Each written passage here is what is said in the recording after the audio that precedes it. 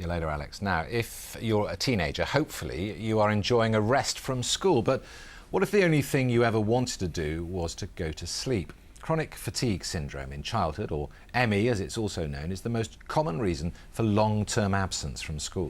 But very little is known about the illness, leading some cynics to dismiss it as just being all in the mind. Now, a doctor and her team from Bath have been awarded nearly £1 million to investigate. It's not unusual for a teenager to want to stay in bed, but when the hours turn into days, it could be a sign they're suffering from chronic fatigue syndrome, otherwise known as ME. 16-year-old Alice Giddens from Chippenham in Wiltshire knows all about this. She suffered from the illness for 3 years. She and her mum say it left her unable to move, barely able to talk, and she certainly wasn't capable of making a cup of tea.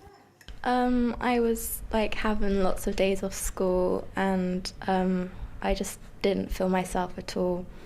And it got to the point where I was very dizzy, and I nearly collapsed at school, and that's how we knew something wasn't quite right. Alice's mum says she had to give up her job to be her daughter's full-time carer. When you saw her, how did you feel? Just heartbroken. You just had to look at Alice and you knew that she was ill. She was just like a ghost. She was grey, shaking. Now, it's the most common reason for long-term absence from school, but despite this, very little is known about it. We know that it's a disabling fatigue without another cause.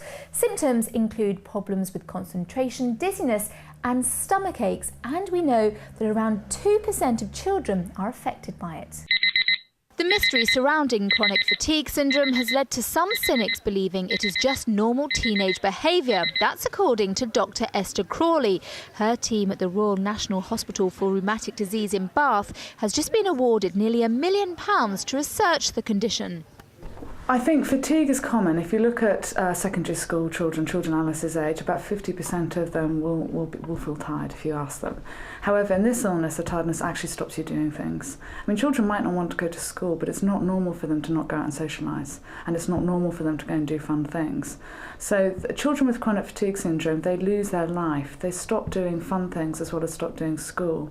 The good news is, once diagnosed, in most cases the illness is treatable by regulated sleep patterns and medication. But the message is, if you suspect your child is suffering, then trust your instincts and contact your GP. Meanwhile, Alice is now looking forward to a new start at a new college. She says she's grateful just to be able to get up and enjoy her life.